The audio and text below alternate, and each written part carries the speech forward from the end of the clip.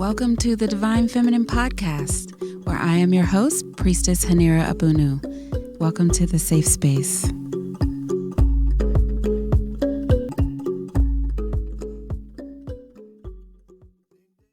And this is episode 2, a continuation of last week.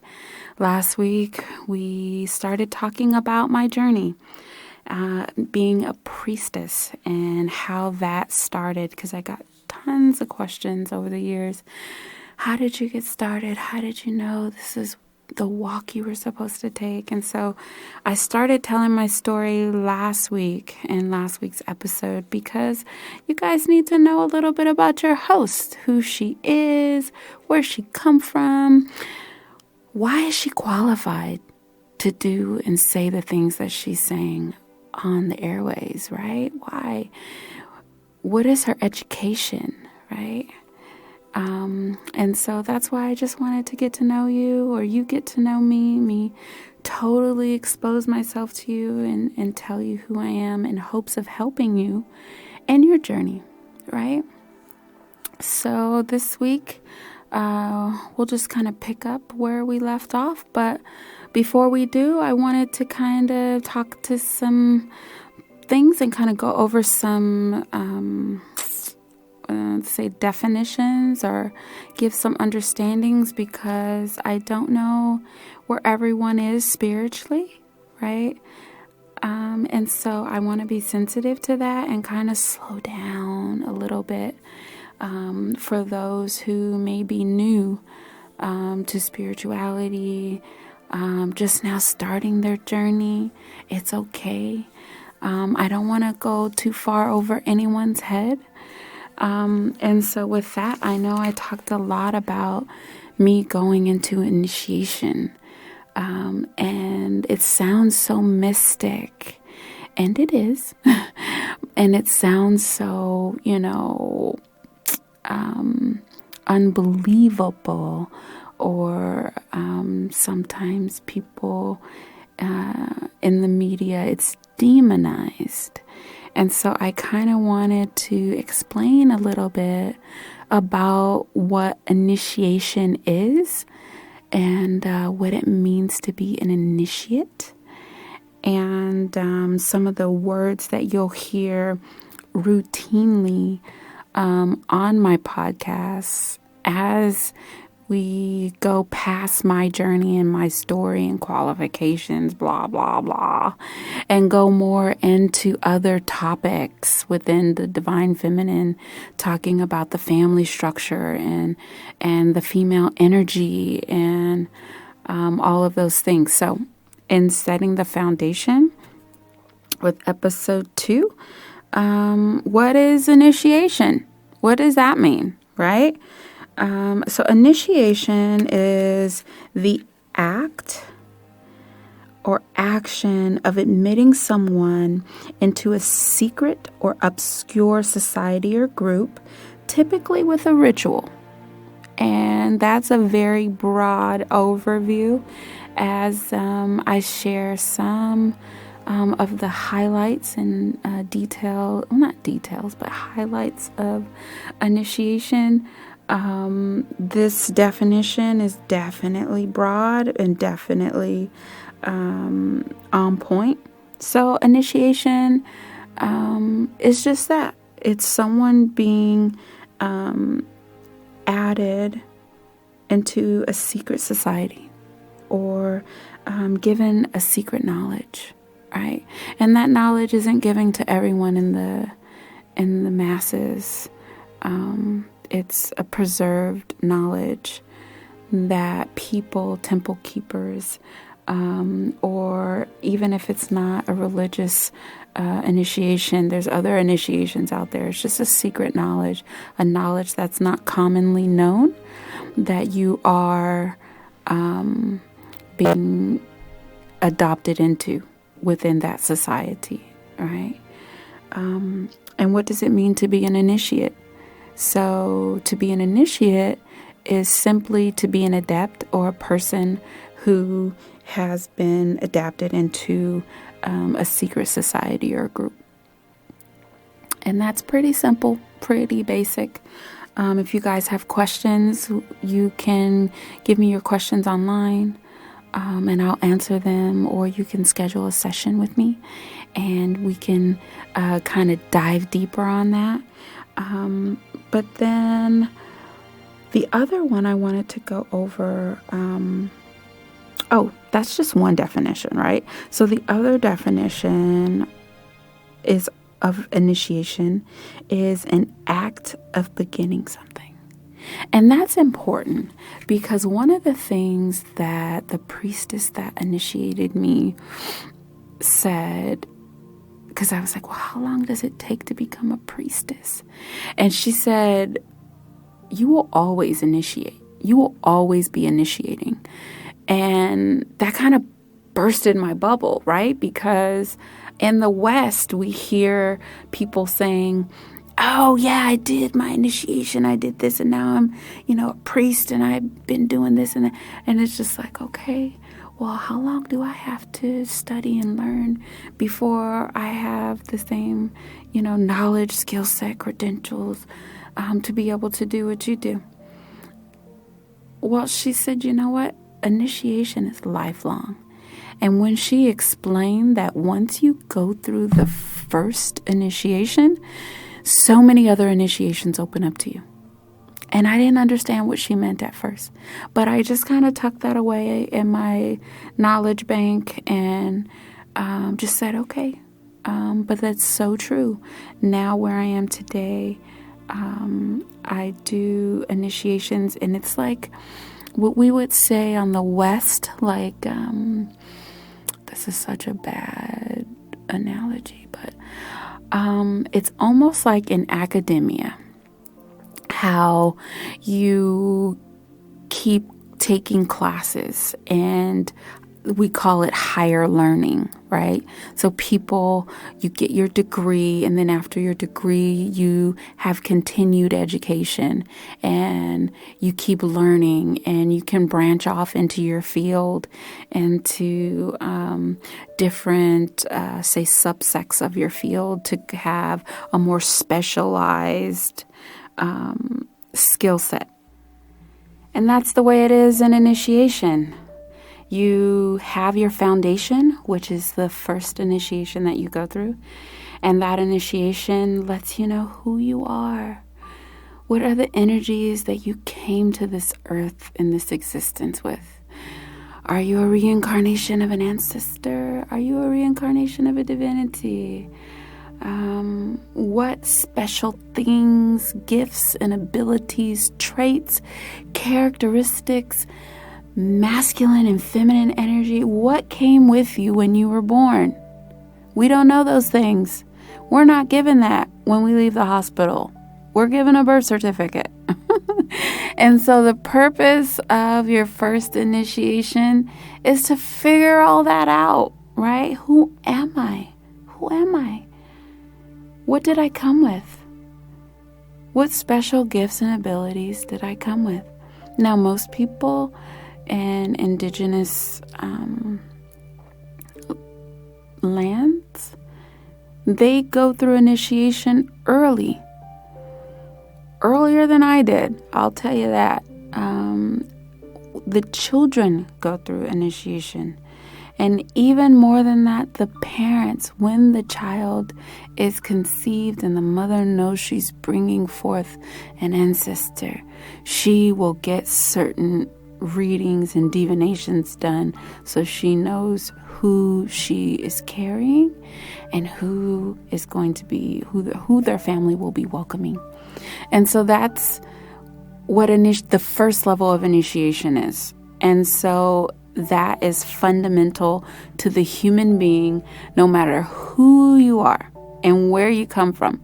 Everyone has a family and comes from somewhere and has characteristics and traits and spirits and energies that come with them. And you need to know who you are. And then after that, then there's other initiations you can go through. Then you go through initiations based on what will help you in your destiny. So you find out What is your destiny? Why am I here? Right? What am I supposed to accomplish? What did I not accomplish in other reincarnations? And it is absolutely mandatory that I accomplish it in this reincarnation. Okay? And what types of trauma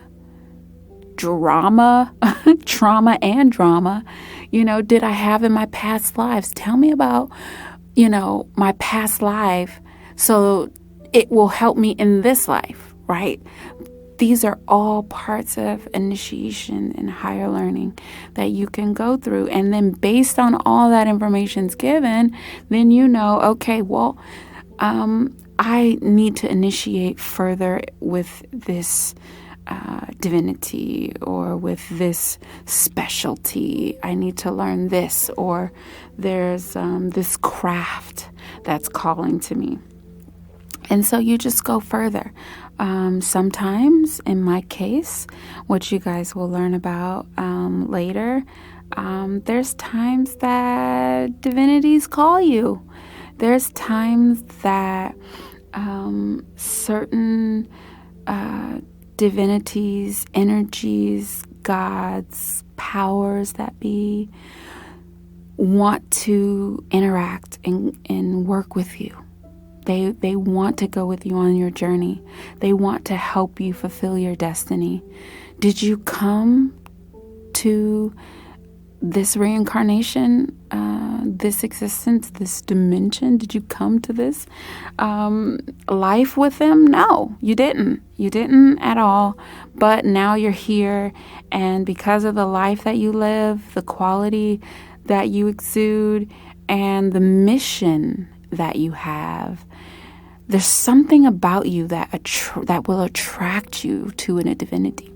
And it could be that one of the initiations you go through is one where the divinity calls you, right? Where they don't let you do anything else until you initiate into them. That could also happen. All of these cases are cases of initiation or higher learning.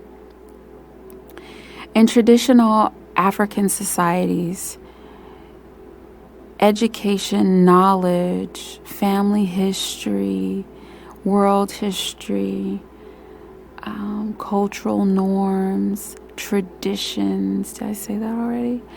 All of those things were passed down orally. They were passed down from the elder to the younger. They were passed down from the teacher to the student. And a lot of times they are passed down in these initiations. And so initiation is very, very important. At least the basic initiation, like everybody should know who they are. Who are you? If you want to relate it to something on the West, and again, I absolutely hate doing this because it cheapens the tradition. But I want to have somewhat of a picture for you guys to grasp and hold on to, because sometimes this new age, like spirituality we make it so mystical, and we make it into something that people think, oh, it's demonized, it's this, it's that. And when you're coming from a religious background, it totally turns you away, right? And religion isn't for you. Going to church or to the mosque, that's not really what you're called to. It's kind of lost its luster with you. You don't feel motivated to go or to learn. You understand the principles, but you just don't see how it's working in your life or even the life of others. You're just not drawn to it anymore. That's a lot of people's story. So I like to go over some of these things and kind of demystify them, because spirituality and its rawest form is a very technical field. You have to use your logic. You have to always be thinking. It's almost opposite of what some of the spiritual sects that are out there tell you. Oh, you have to feel, you have to be in the moment, you have to do all of these things. And it's like, no, there's a time and there's a place for that. Yes. Certain rituals, certain ceremonies. Yes, there is a time that you should feel and let your emotions take control of you and all of these things. But the reality of it is that you should always be thinking as a spiritual person, as a woman, as a mother, as a daughter, as a divine being. You should always be thinking. Your knowledge and intellect is God-given, divinely given. Doesn't matter what God you call, what divinity, it is given from the Creator above. And that cannot be watered down or cheapened. And if anyone who wants to tell you to live in your emotions, just be cautious of that person. That's all I'm going to say. Anyway, so you definitely want to go through the first initiation and find out who you are. And then from there, there's other initiations, other continued learning, other initiations that you can go to that can turn you into a specialized priest, if that's the line of where you're called. If you're not called to the priesthood, that's totally okay. You should still initiate to find out who you are. And that will help you be a better craftsman or a better accountant or a better banker or a better blacksmith or welder or whatever your bloodline is called to, right? And if you don't know what your bloodline is called to, as you go through these initiations, you'll find out more about that. In the African American community, that's a lot of our struggle, right? A lot of our struggle is we don't know who we are. We know we're African. We may or may not know who our mom and dad is. But whether it's like one generation, 2 generations after that, we may know the first, generation or 2, but after that, we're pretty cut off. And we don't know past that where we come from. And so because of that, we don't have our own language, our own culture, our own norms, and we create these subcultures and sublanguages, ways of communicating all of our own, like Ebonics, like slang, things like that, where we don't want others to be able to understand the way we're talking to each other amongst our loved ones. And I get it. And that's because our identity is gone. And as you go through these initiations, more and more of your identity is revealed.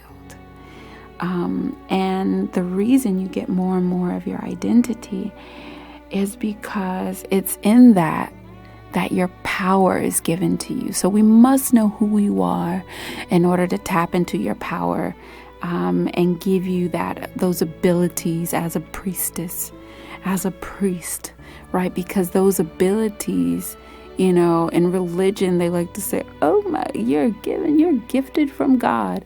Yeah. That's a part of it. But the reality is that you are given gifts through your bloodline. You are given certain abilities and certain energies and talents and skills are given to you through your bloodline, but you have to know that. And you have to know how to open those doors and who you are. And as you go through initiation, they'll start to uncover that. And then they'll know, oh, okay, she has this energy or that energy, or she is called to this house or that house. And then they know how to open you up and how to educate you. And they'll know how to focus you. So if you haven't gone through just a basic initiation, or as some people would like to call it, a rites of passage, then you need that. You need to think about it, right? Because it's very, very necessary. You know, the only, oh gosh, and I hate to do this, I'm doing it again. The only thing that I could think of that we have on the West that's closely related is, you know, something related to maybe like a reading, a palm reading, or some type of psychic something. But those types of things, they or the zodiac or something like that. But those are so watered down. They don't bring up any of your family history. They just tell you about when you were born and things like that. They don't give you any specifics. But if we were to relate it to something diluted, right? That would be a diluted concept that we have here on the West that's very minor and minute compared to the weighted information and valuable information that you get in initiation. So if you're interested in going through initiation and finding out about who you are and what gifts and talents that you were born with and came through your family lineage, inbox me, email me, and we'll start that conversation. Another word that we went over and that I said quite a few times in episode 1 is ritual. And what is a ritual exactly? A ritual, in my definition, is simple. A ritual is something that you do over and over and over again. But the definition online says it's a religious ceremony with a series of actions performed according to a prescribed order, right? So let's kind of demystify that, right? What's ritual? We'll just kind of demystify that. Right? There's rituals that we do in the priesthood, but there's rituals we do every day, right? Some of you are listening to me right now during your morning ritual, right? Whether that's coffee, whether that's sitting in traffic for 30 minutes, whether that's going to the gym and being on the treadmill. Some of you guys have a ritual that you're doing right now while you're listening to me. It's something that you do over and over again with a prescribed order. And that's all it is, right? And ritual is good. Ritual, routine, all of those are good. There are certain ceremonies and sacred rituals that happen in initiation, and they're beautiful. They're totally beautiful. But don't be scared. And I tell my story partly to help people not be scared, because I talk to people and that's a lot of what they say. It's the unknown. What do you relate it to? It's like on this side, on the West, all people have is like church, right? Let's face it. We're a Christian community, and shout out to the Christians. Jesus went through a Kemetic initiation, and he was away for some time. That's my story, and I'm sticking to it. And so to be a Kemetic initiate myself, it's like, okay, great. I know what he's doing. So shout out to them. But I say that to say this is all we have on the West. This is it. We're not exposed to traditional indigenous ways of learning and finding out about ourselves, about how to take care of the earth, how to take care of ourselves, our bloodline, our ancestors, how to behave. That is like one of the main reasons I'm doing this podcast is like to get that information and that knowledge out there. There's so much knowledge that needs to be restored to humanity, just like how to be a decent human being already, just to have that, structure, how to embody the divine feminine, how to have that energy and incorporate it into your life, into your family structure, into who you are.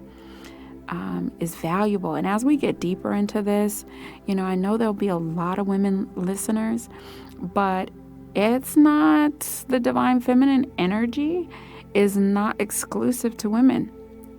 Again, this is an energy that has principles, and those principles are seen in both genders. Right? We're getting a little deep. I don't want to get too deep because these first 2 episodes are just supposed to be about who I am, right? And why you should listen to me, and us building a relationship together, and where my knowledge comes from, and what I have to say. And so I don't want to get too deep. I won't do that. So I'll back up. Boop, boop, boop. I'll back up a little bit. And just say that rituals don't have to be taboo. And we'll even go into taboos. That's another way and thing that, word that is demonized in spirituality. But it's good to have taboos, honestly. I'll have to get a quote. But a man without taboos. I try to not have people in my circle who don't have taboos. Now, what do I mean by taboos? I mean the things that you will absolutely not do under no circumstance. The things that you will not consume. The things that you will not eat, that you will not kill or destroy. The things that you will absolutely not do under no circumstances, even under death, you would not do.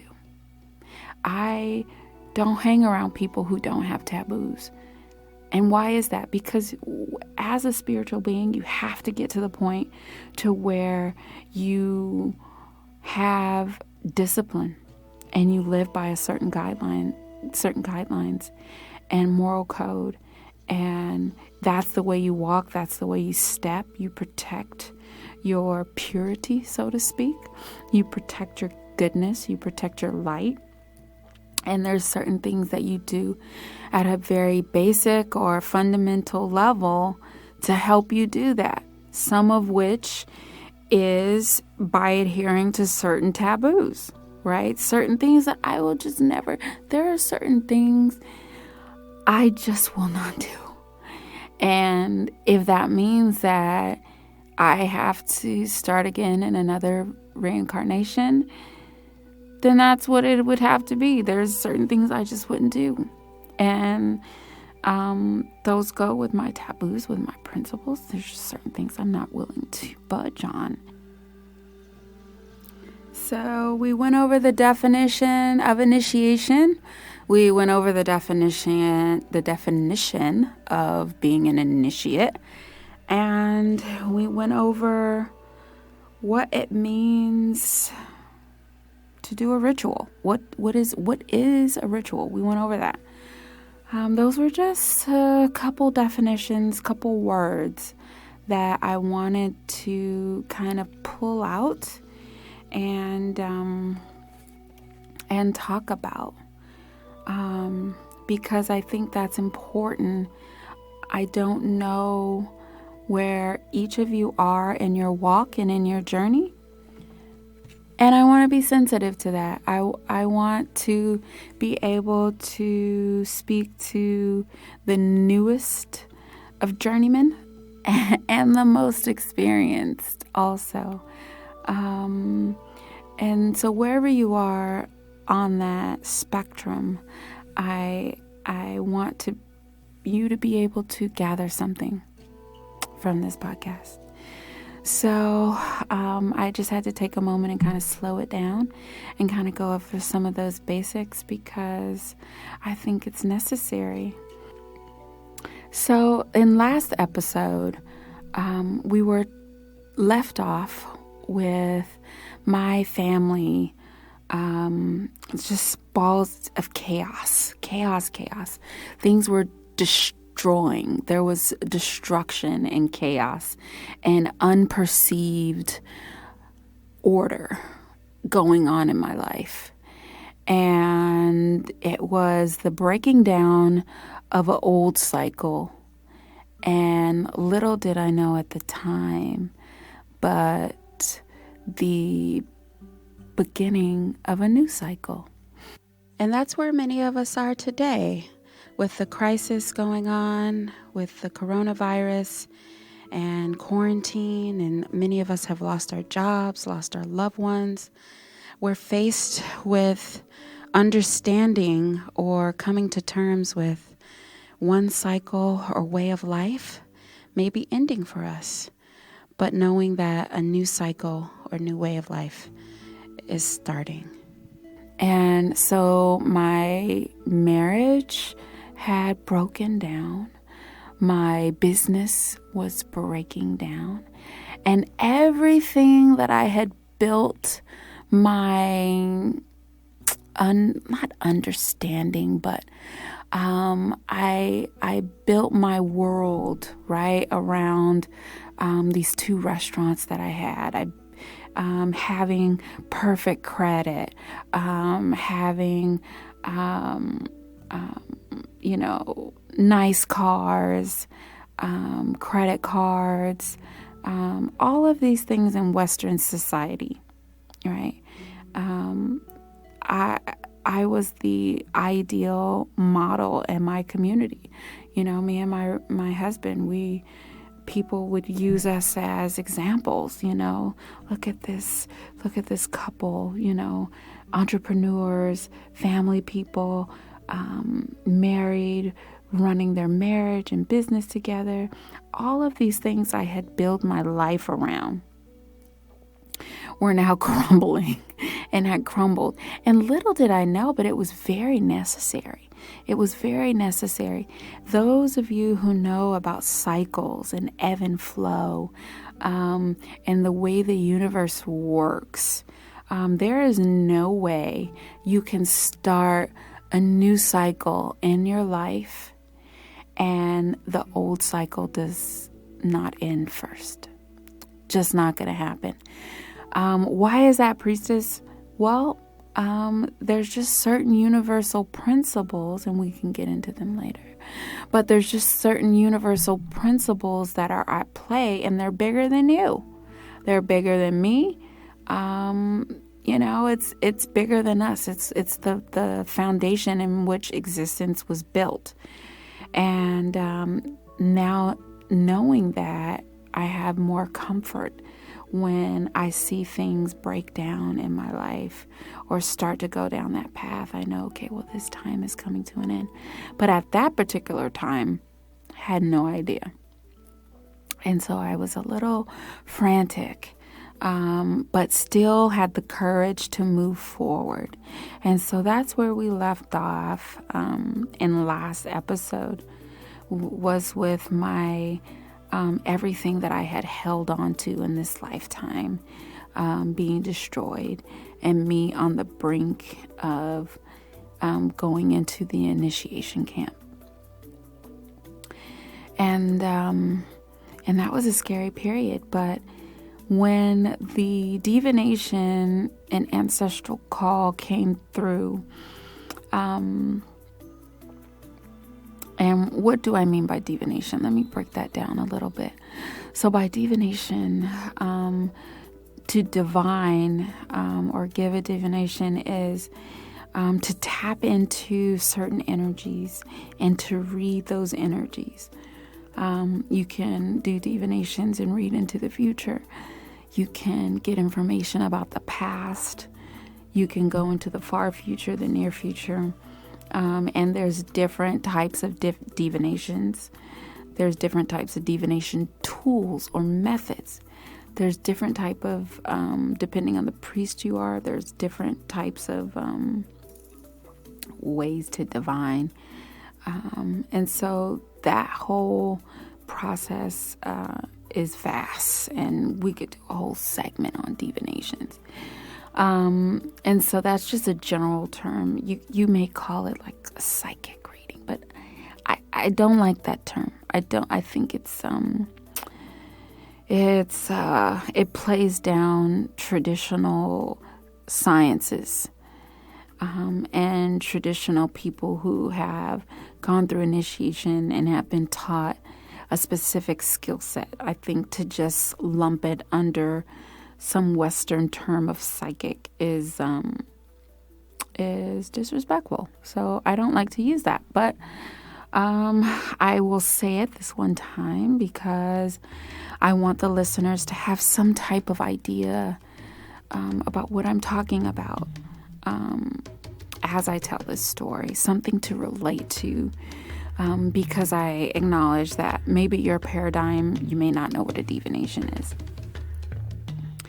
And at that point, I had gotten a divination, and they had also done an ancestral call.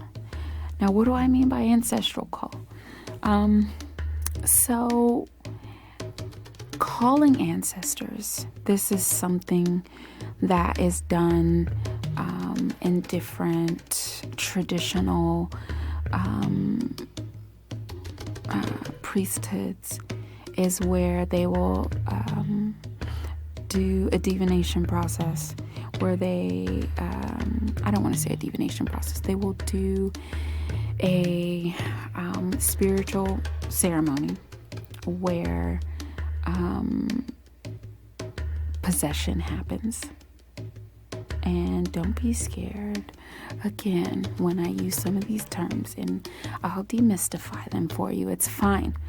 But this is our reality, and this is a part of our tradition that has been kept from us and masked in other ways. It's been demonized when it comes to traditions, but widely accepted under a different form with a different name in the church. So I'll let you know what I'm talking about.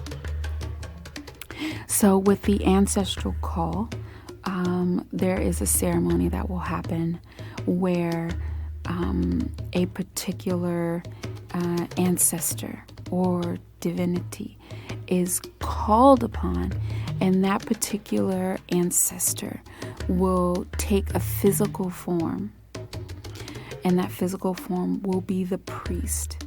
So they will go into the body of the priest and talk and give words of wisdom and give knowledge and guidance. And this is all done sacred.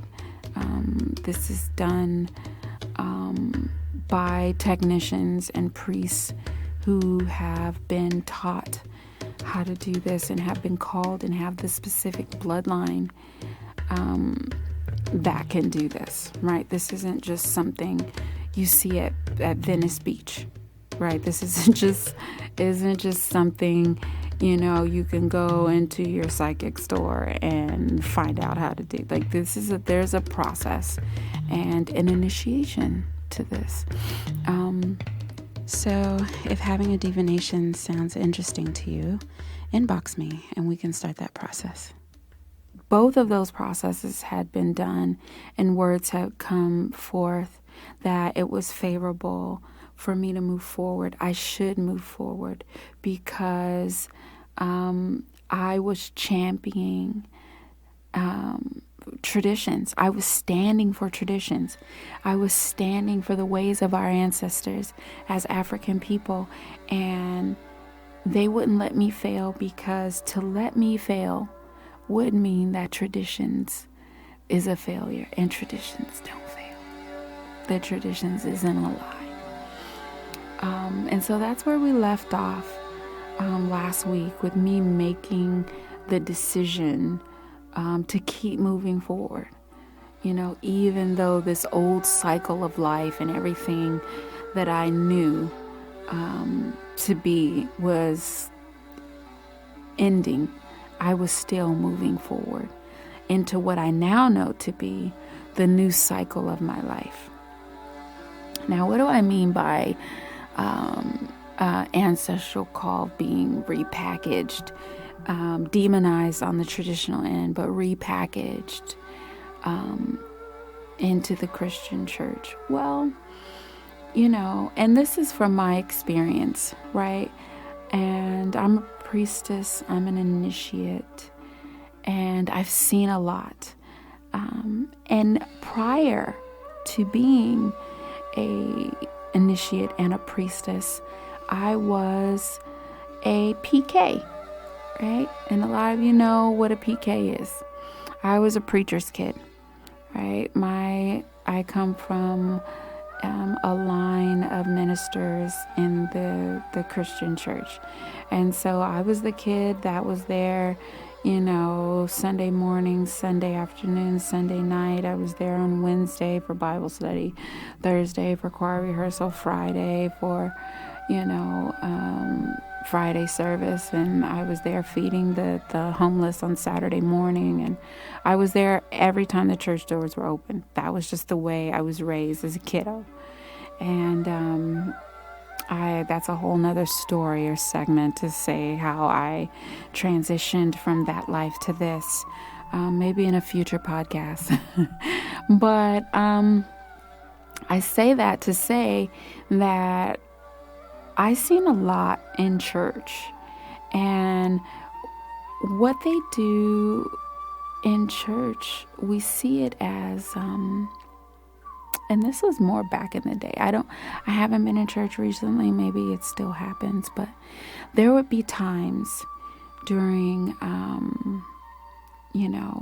praise and worship, or times that they would say, "Oh, the Spirit is high," right? And there would be times that someone would, I call it now going in trance. Go into a trance. But back then, in the church, they call it going into the Spirit. They caught the Holy Ghost. Well, as a priestess in spirituality, I now question and say, which exact ghost are you talking about, ma'am? But in church, you don't do that. It's just, they caught the Holy Ghost. They're under the Spirit. Well, which spirit is it exactly? Can you name the spirit? Does the spirit want to be welcomed with gin, water, powder, or perfume? What does the spirit want? Right? As a priestess of spirituality, now, I have a different lens of eyes and see my childhood differently. And so back during those days of church worship, there would be many a times I remember as a child, and this was in the 70s and in the 80s. So back when, there was real Pentecostal church and not this corporate entity that we have now, but just real sanctified, toe tapping, spirit possession happening. And there would be times that people would, there would be a spirit that would come and they would go into someone's body, and that person would start speaking in tongues, or that person would start delivering a message, right? And if the person in church was like speaking in tongues, there was always supposed to be someone there to interpret it. And that would happen. Or there would be someone who would just start speaking. and they would start telling truths about another person.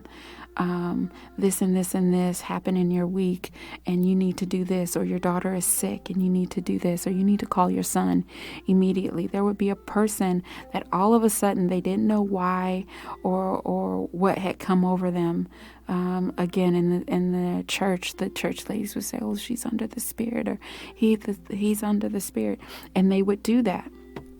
There would also be times that this instance, the spirit would come on a person and they would put their hands on a person and they would pray or say, "Sickness be gone," and all of these things would happen, right? And this was in the Christian Pentecostal church. I remember this plain as day growing up as a kid.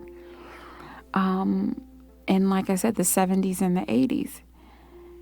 And now fast forward into the 2020s, and now knowing what I know as a traditional healer and priestess, that was spirit possession.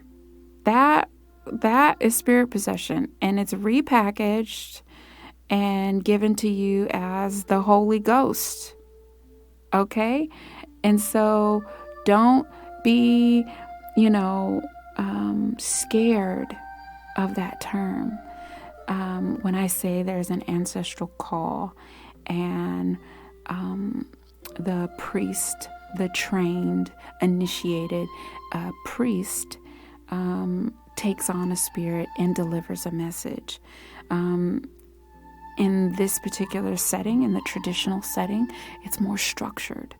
And part of my knowing as a priestess who's been studying and doing this for years and is born in the West, but training in indigenous temples in Africa, my thought in this is that, and knowing what I know, right, about the ancestral spirit and how it's been forgotten here on the West, is that the reason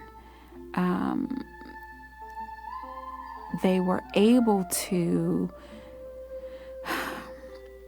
do such great work in the Pentecostal church back in the day was because the ancestors and generations before them were practicing and taking care of their ancestors. And so their spirit guides, their ancestors, the entities that came with them and their family and their bloodline was active and had the energy to help them in their life. They were active in their life. Now, when you fast forward to now, this generation, right? Church is like going to work. It's like cubicles. It's nothing like what it used to be. You can't find the spirit anywhere. People are leaving the Christian church in dozens and droves every single Sunday. And it's because there's no spirit. There's nothing there. And the people aren't living what they're preaching. But I'm not going to go too far into that. I'll just say that you fast forward to 2020. And now you have all of these generations that have been so dedicated and focused on religion and putting all of their energy into religion that they've forgotten about their ancestors. And so their gifts and spirit and skills and all of the special things that come with them are dormant. They're not active. If anything, some of you out there may even have like negative things happening to you and you don't know why. And it could be because those energies that are bringing negativity, if you were to pay attention to them, will actually bring you good things. But they're trying to get your attention, and they're not being successful. You're not listening. So because we're not taught those things, right? And so ancestral veneration, ancestral acknowledgement is huge. Oh my God, it's so huge, but it's missing in this Western society. It's missing. They don't teach it, and they should. And that's why podcasts and people like myself need to happen and need to exist, because this is basic human knowledge that needs to happen. There's other countries and other places where they still acknowledge their ancestors, and it's done in plain sight. But here in the West, here in America, it's taboo. It shouldn't happen under any circumstances. And we have to change that thinking. Oh my gosh, where did this come from? That is a whole segment in itself, where it came from. We won't touch that right now because we're nearing the end of this podcast. But that in future episodes we'll have to touch on is, where did that come from? Why is that there? And then go back into the future where we are today and just continue to educate and move people forward into this new age that we have. So, ancestral call. Don't be scared by it. Don't be scared when I say spirit possession. It is something that is our culture. It happens in traditions. It happens in indigenous culture. Okay? And so I got the divination. I got the ancestral call. And they told me that I need to move forward into this new cycle. I need to live for once. You know, I've been living in this Western society for so long that I forgot how to be a human being. These were the words that they gave me. And so with the courage of my ancestors and traditions, I move forward in going into initiation. And that was the beginning of my new cycle, beginning of the next part of my life. And I covered it a little bit in the beginning in talking about initiation, but the very first initiation I did was just my foundation. Who am I? Who is the main spirit that has called me? Am I an ancestor? Am I a divinity? Who am I a reincarnation of? Right? That initiation alone took me days, if not weeks, to just settle with. The very first trip that I had was 3 months. And so, again, this old cycle had ended. My family was back in America, and I had embarked on my priesthood journey. And so I am in the villages, the deep forest of West Africa. There's no internet. There's no electricity. There's no running water. There's none of the comforts that we have here in America that keep us complacent. There's no air conditioning, right? Mind you, I'm in West Africa. And in West Africa, no matter what time of the year it is, it never dips below 80. Right? And so even in the middle of the night, 3 o'clock in the morning, it's about 70. Okay? It just doesn't get cold. It just doesn't. And so during the daytime, you hit the 90s, the hundreds in degrees. And it's hot. And this was my second trip, but this was my first time in the initiation camp. And I didn't know what to expect. I kept asking people who had who I thought had gone through this before, what should I expect? What should I bring? What should I do? And they were just like, just do it. Just go forward. I'm not going to tell you how it was. Just go. I was on YouTube trying to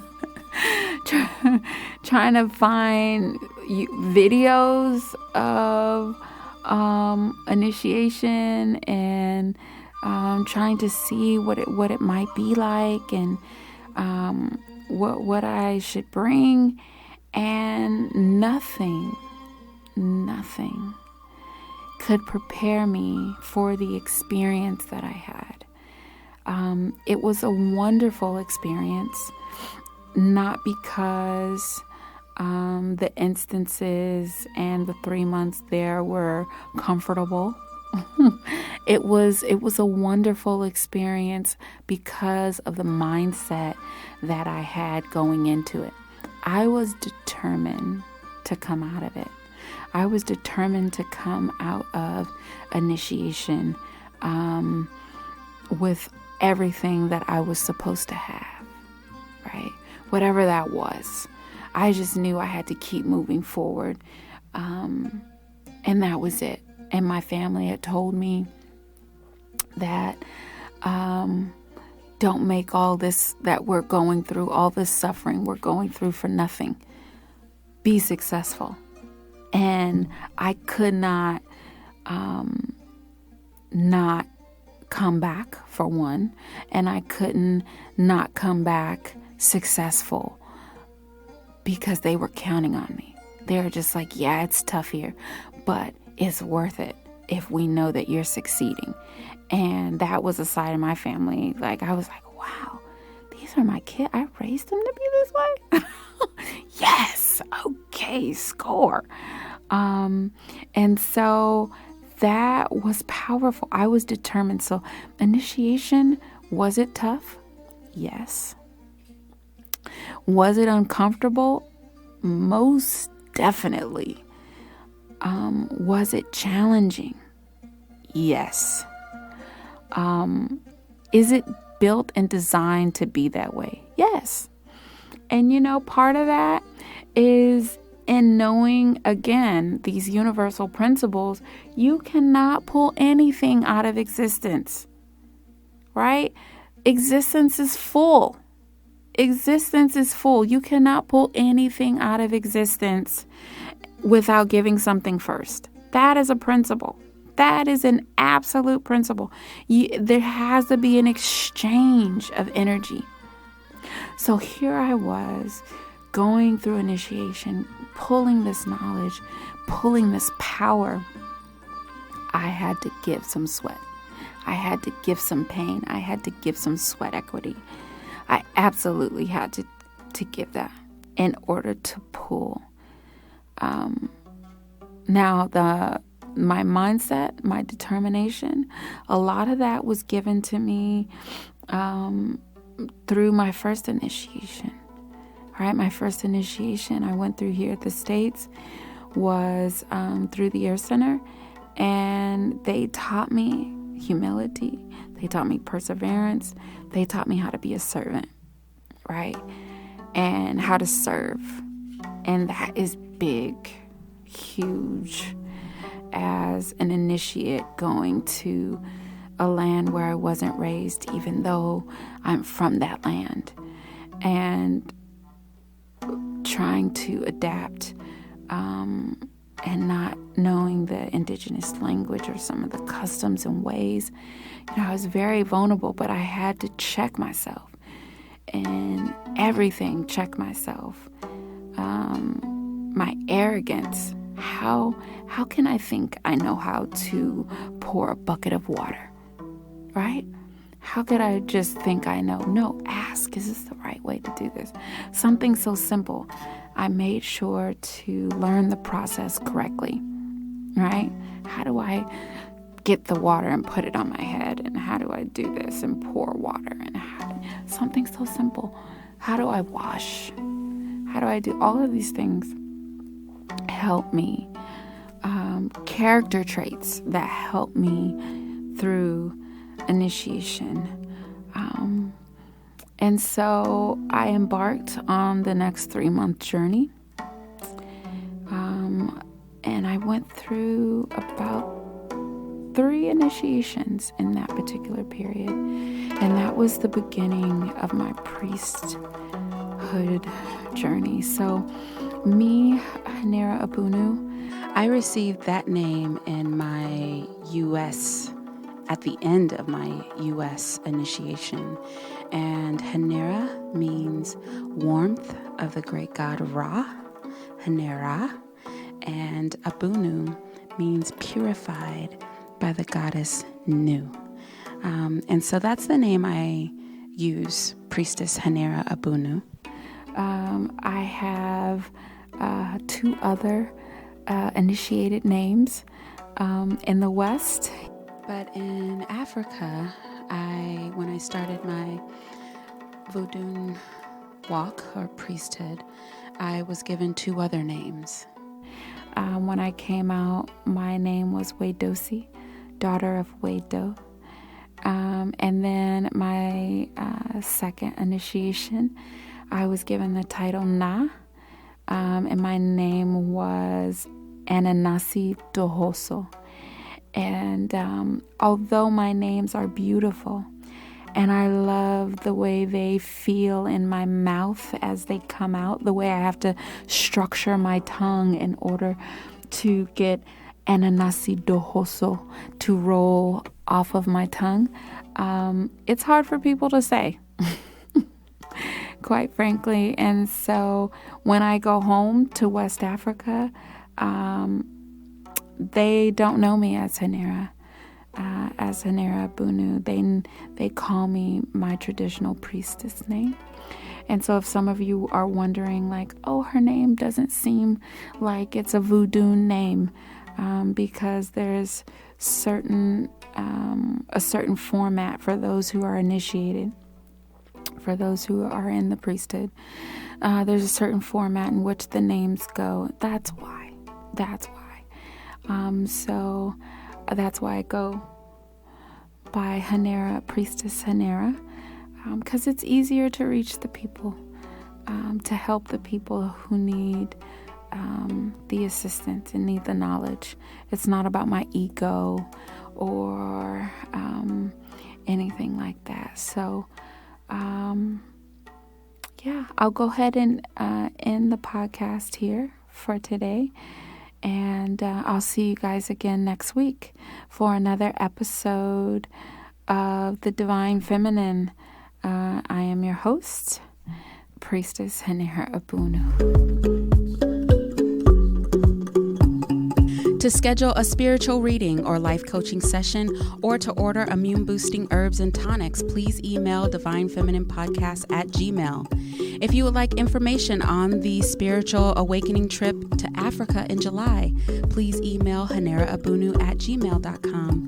Thank you for listening to the Divine Feminine Podcast. Please be sure to subscribe, share, and join the conversation on social media. You can find us on all social media outlets at the Divine Feminine Podcast.